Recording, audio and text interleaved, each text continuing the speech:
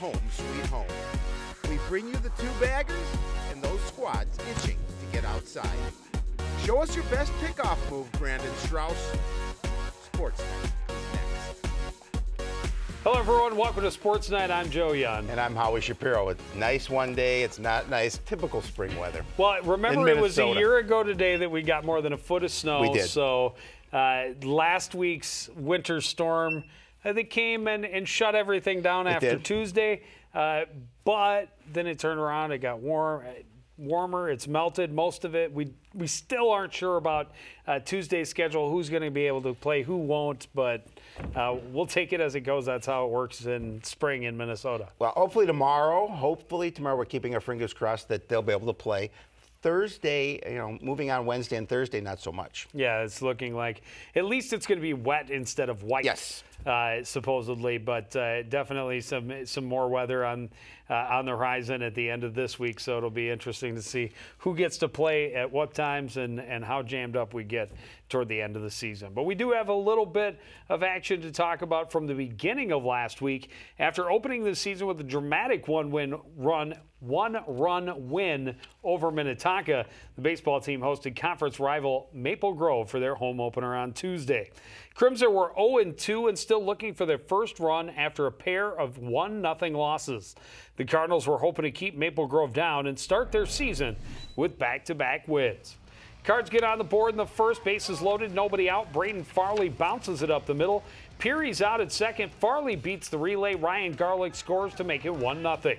Crimson answer in the top of the second, perfectly executed suicide squeeze, scoring the second run of the inning and giving Maple Grove the lead. JT House is up next, and he skies one to short left field. Should be inning over, but it's missed by Jack Arndt. 2-run score on the error, and the Crimson have a 4-1 lead midway through the second. Fast forward to the fifth. The Cardinals scratching their way back to a 5-4 lead. Carter Anderson finds the gap in right center, and he'll change places with Nate Breams at second.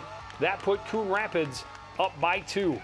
They get one more in that fifth inning. Jack Arndt just squeezes this one down the third base line past the diving fielder. Anderson is going to score from second. 7-4 after 5. More offense in the sixth inning. Kirby Peary unloads on this one, sending it over the head of the man in left. Xander Parr on his horse. He's going to score all the way from first. Cardinals put another 3 on the board and lead 10-5. Brandon Strauss outstanding in his first start of the year. He goes the distance to get the win. Just 2 earned runs, 3 strikeouts and 1 walk.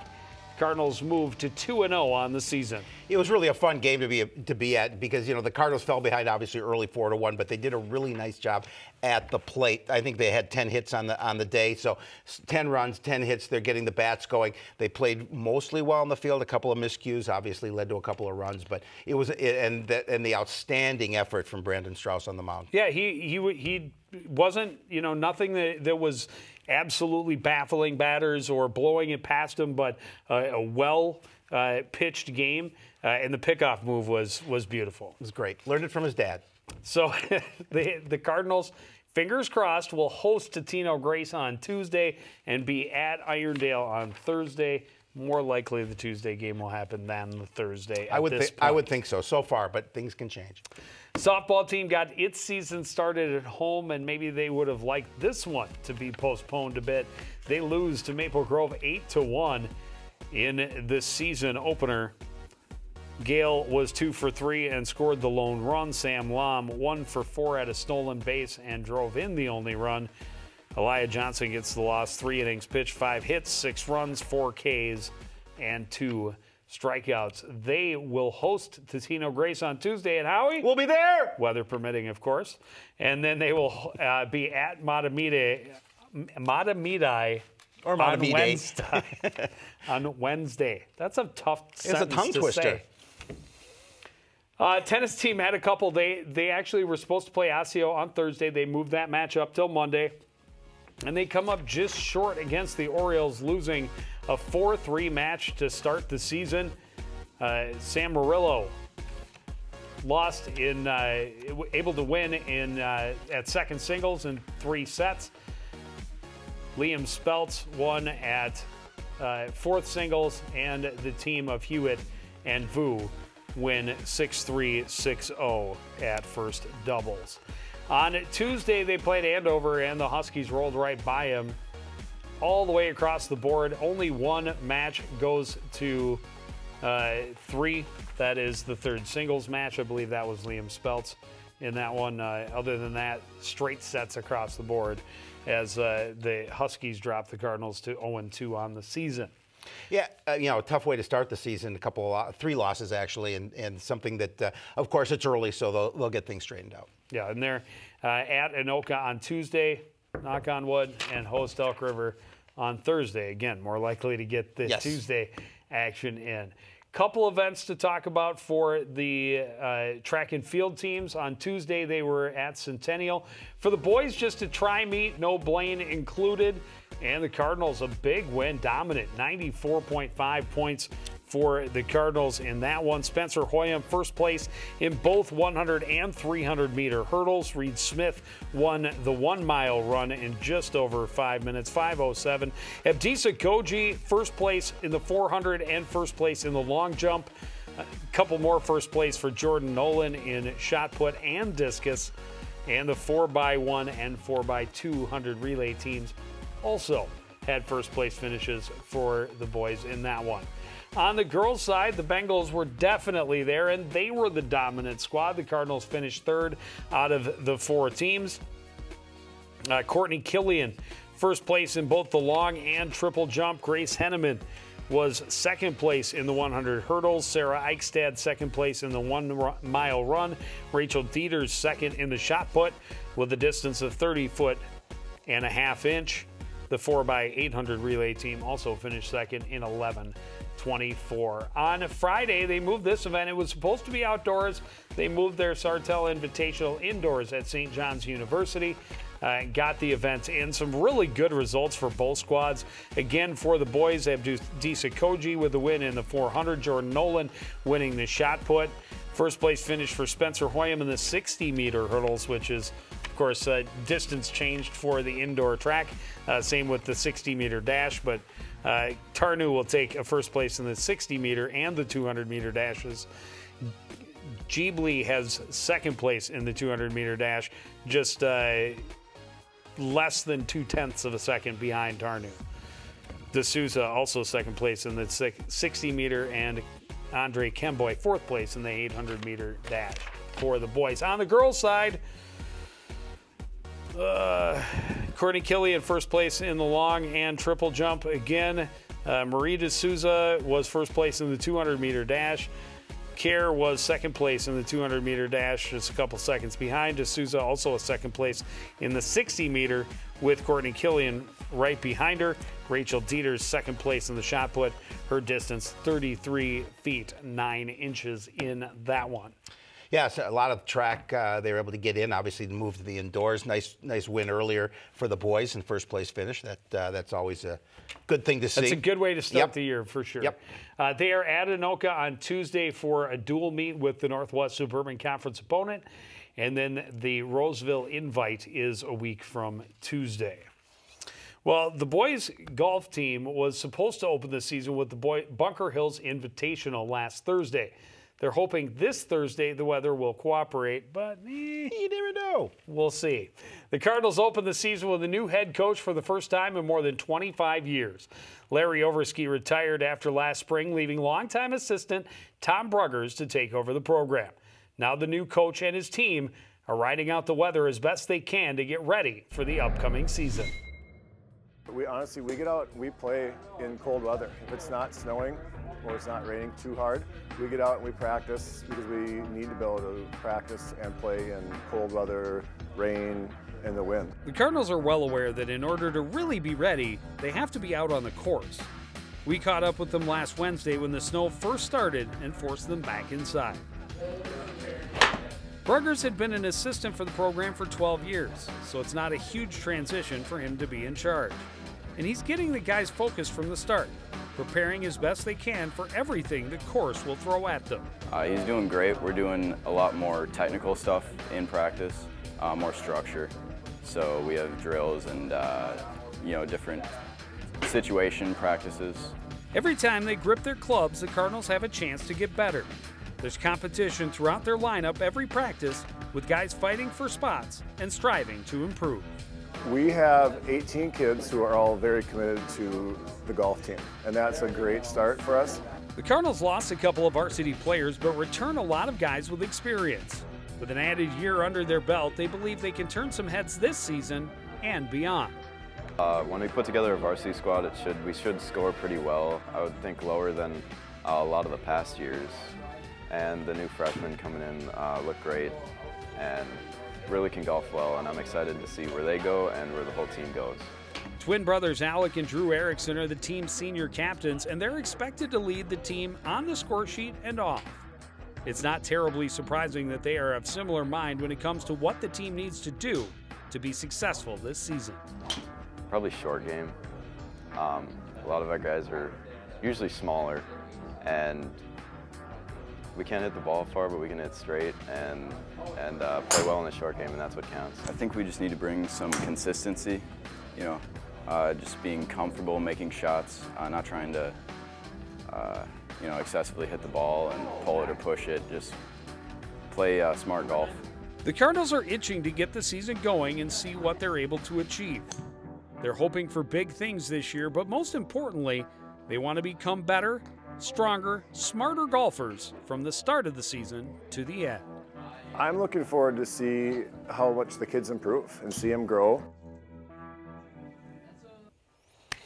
Well, we are as well if they can ever get outside. Bunker Hill's invite tentatively scheduled for Thursday.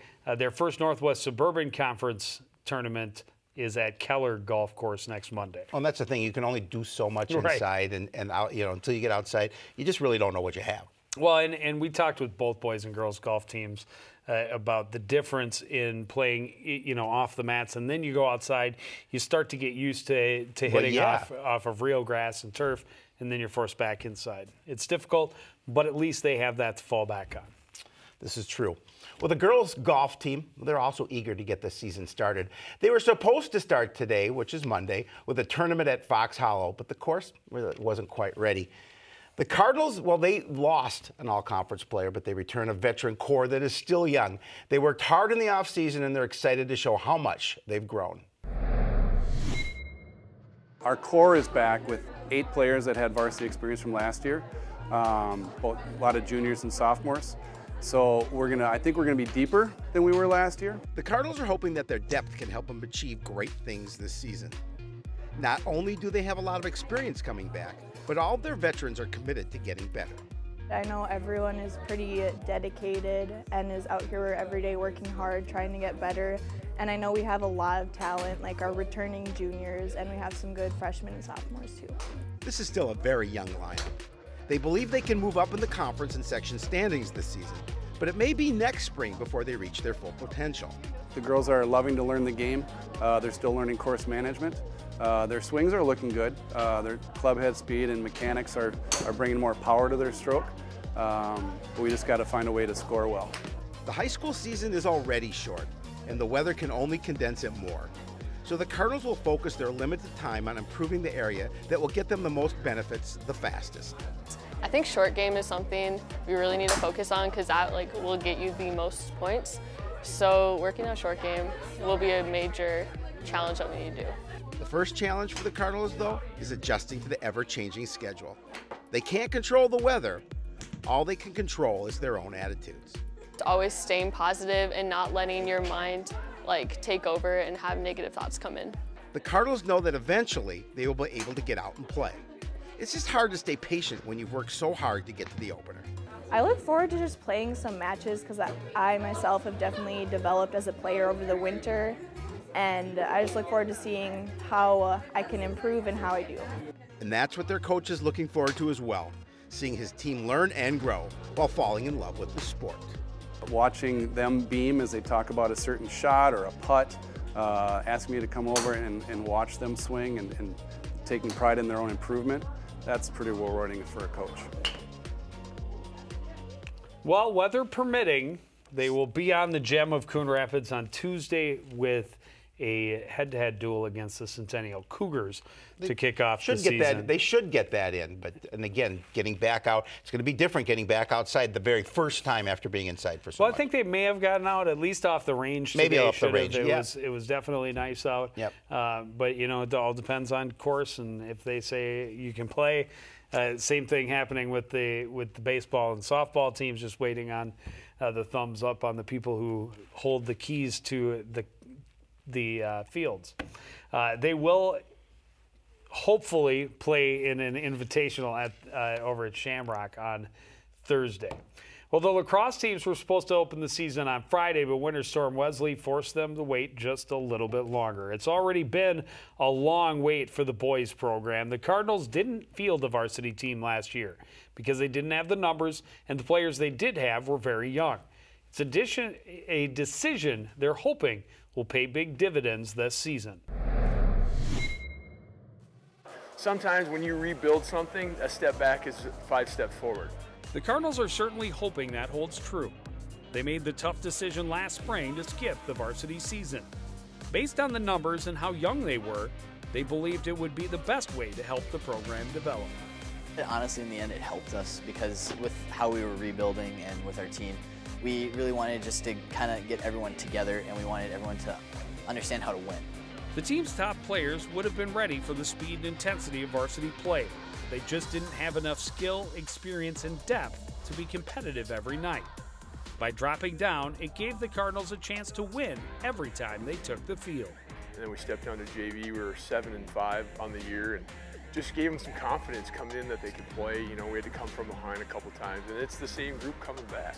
The team is still extremely young, but having that year and having some success has taught the Cardinals so much. They learned a lot about the game and what they need to work on, but they also learned a lot about themselves. Now I think it's just getting the offense and defense down and kind of like staying calm sometimes, because sometimes we rush things, and I think we should need to just relax a little bit. Getting some wins and being able to play with leads is incredible experience for this squad. They know that the competition level goes up dramatically this year, but they also feel that they have improved dramatically as well. We've got really good stick skills. A lot of kids got good stick skills. We got goal scorers. We got a lot of kids that can put the ball in the back of the net. Hard shooters. We got guys with rocket shots this year. In some ways, last year was like a really long preseason. This is almost the exact same team, and they're incredibly eager to return to the varsity ranks and show what they can do. I mean, personally, I'm looking forward to winning some games, for sure. I think, it's been a while since Coon Rapids has won a varsity game, and I'm feeling hot this year, so that'll be really nice. Well, they'll get their first chance on Wednesday, weather permitting, of course, when they travel to take on the Centennial Cougars. They play the Crimson. So you knew that it was coming. It was coming. Well, and this will be the most interesting program to me of the spring, because Certainly. they didn't play last year. They didn't field a varsity squad. They did a JV team, but it'll be interesting to see that transition from a year, basically 2 seasons ago till now. Well, and I think what they talked about as being the big benefit. I think that's an important piece. Having that confidence, knowing how to win, as Coach Weber talked about, having the knowledge that you can come from behind and get a win, the whole mindset, even knowing you're facing more developed players, stronger teams, faster teams, just knowing that you have some more capability certainly helps when you're grinding it out. Yes, it'll be interesting to see their start of the season. Well, the girls lacrosse team enters this season a lot more comfortable and a lot more confident than they were last year. Starting her second season as head coach, Ashley Swenson knows more about her team and know what she expects of them. They're taking every opportunity to prepare so that when they're finally able to compete, they're ready for anything. And just being outside. We play in a lot of different conditions, and the more that we're out here, the easier it gets every single day. These Cardinals are embracing every opportunity to get outdoors, especially after the slow start they had last year. It was a year of adjustments for the girls and their new coach, but they learned in order to achieve their goals, they will have to work together. Passing and working together as a team, because we just go for it as like we're just one person, but it's a team effort to try and score a goal. The Cardinals lost a lot to graduation, including their top 3 goal scorers, but they're confident in what they have coming back and they see a lot of potential in the younger girls joining the team.